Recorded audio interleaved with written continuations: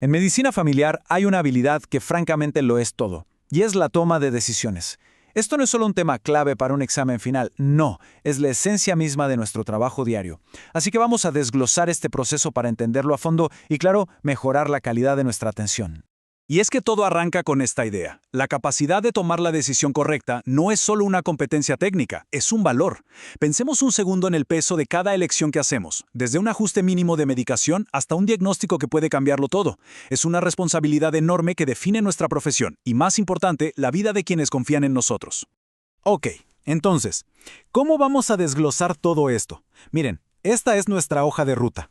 Primero, vamos a definir el desafío central.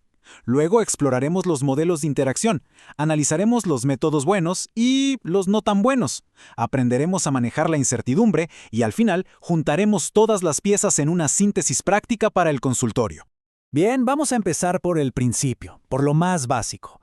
Antes de aprender a decidir mejor, primero tenemos que ponernos de acuerdo sobre qué estamos hablando. ¿Qué es, en realidad, la toma de decisiones en medicina? Ok, aquí tenemos la definición del libro, por así decirlo. Y lo clave aquí es entender que esto va muchísimo más allá de simplemente recetar un fármaco. Es un proceso completo que integra la biología de la persona, su cuadro clínico y todo su contexto social y emocional. O sea, el famoso enfoque biopsicosocial para llegar a una solución que de verdad sea integral. Y aquí viene algo que es, súper importante entender. La toma de decisiones no es un evento aislado, es más bien un efecto dominó. La decisión de pedir una analítica, por ejemplo, te obliga a tomar la siguiente: cómo interpretar ese resultado. Y esa, a su vez, te lleva a la decisión del tratamiento y luego al seguimiento. Cada pieza empuja a la siguiente. Es una cadena sin fin.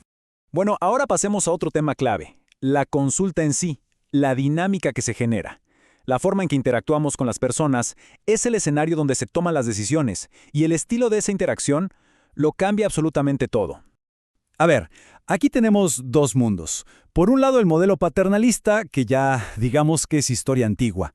Ahí el médico decidía todo. Y por el otro, el que nos importa y que es el estándar de oro hoy, el modelo de decisiones compartidas. La diferencia fundamental, que aquí se crea una alianza. La información y la responsabilidad fluyen en ambos sentidos. Se respeta la autonomía de la persona y ¿saben qué? La adherencia al tratamiento mejora muchísimo. Ahora, para tomar buenas decisiones, es igual de importante saber qué cosas nos pueden hacer tomar malas decisiones. La falta de acceso a evidencia actualizada, una persona que no participa en sus decisiones o, seamos honestos, nuestras propias limitaciones, son barreras muy reales. Identificar estas barreras en cada consulta es el primerísimo paso para poder superarlas. Y este concepto, el conflicto decisional, bueno, esto es el pan de cada día en la consulta, ¿verdad? Es ese momento en que una persona está dudando entre, por decir algo, empezar un medicamento con efectos secundarios o intentar primero con cambios en su estilo de vida.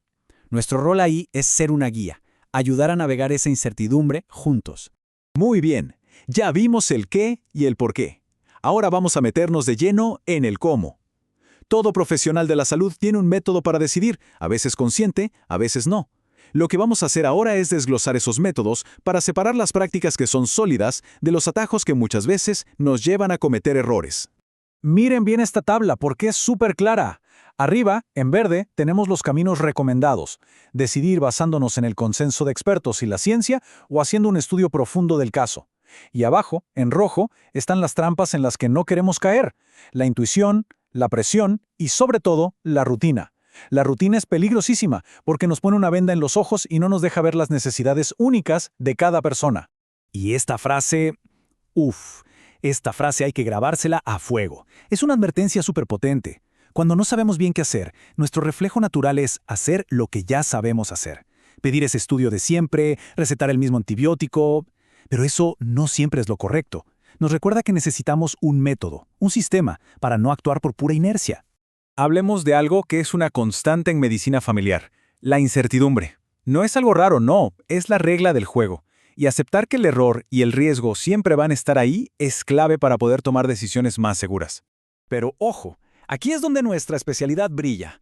Porque sí, la incertidumbre siempre está, pero tenemos un as bajo la manga: la continuidad del cuidado.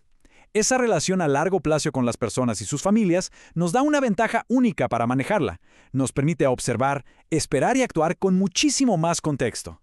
Entonces, cuando la cosa no está clara, Tenemos básicamente tres caminos, tres estrategias principales a seguir. La primera, no intervenir. Esto se hace cuando estamos razonablemente seguros de que no hay una enfermedad. La segunda, observar. Aquí usamos el tiempo como herramienta de diagnóstico, sobre todo si el cuadro no es grave. Y la tercera, tratar, que es cuando nuestra hipótesis es lo suficientemente fuerte como para justificar una acción. Ok, y llegamos al momento clave, la decisión de tratar. ¿Cuándo damos el paso? Bueno, todo se guía por un principio sagrado en medicina que todos conocemos muy bien. Primum non nocere, o sea, primero no hacer daño. Parece obvio, ¿no? Pero esta frase tiene que ser como un guardián en nuestra cabeza, el filtro final antes de cualquier intervención. Nos obliga a hacer una pausa y preguntarnos, ¿los beneficios de esto superan de verdad los posibles riesgos? A ver, esta tabla es oro puro, sobre todo si estamos preparando un examen. Es un poco densa, pero vamos a desglosarla. Básicamente cruza la lógica clínica con la evidencia científica. El escenario ideal, claro, es el número 2. Lo que hacemos tiene lógica y además tiene utilidad demostrada. Pero fíjense en el 1, algo que parece lógico, pero no tiene utilidad documentada. O el 5, que es súper interesante. Algo que parece ilógico, pero la evidencia demuestra que funciona. Dominar estos matices es lo que separa a un buen clínico de uno excelente. Bueno, ya vimos todas las partes del rompecabezas. Ahora vamos a juntarlas. ¿Cómo se ve todo esto en acción, en el día a día de la consulta? El libro nos presenta un diagrama, una especie de mapa que lo resume todo. Empieza con la interacción, luego nos lleva a identificar el problema o el diagnóstico, y finalmente culmina en un plan de acción, en un tratamiento.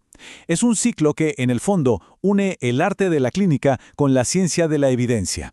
Y quiero cerrar volviendo al principio a la idea de la responsabilidad, con esta frase de Tumulty, porque al final del día de esto se trata. Cada decisión cuenta. La confianza que las personas depositan en nosotros exige un compromiso total con un proceso de decisión que sea riguroso, ético y siempre centrado en la persona. Y con eso llegamos al final de este repaso. La pregunta que queda flotando no es para que la respondan ahora, es una pregunta para llevarse a casa, para la consulta de mañana. La reflexión es, ¿cómo integro este marco teórico en cada una de mis consultas? Pensar en esto día a día es lo que verdaderamente nos forja como excelentes médicos de familia.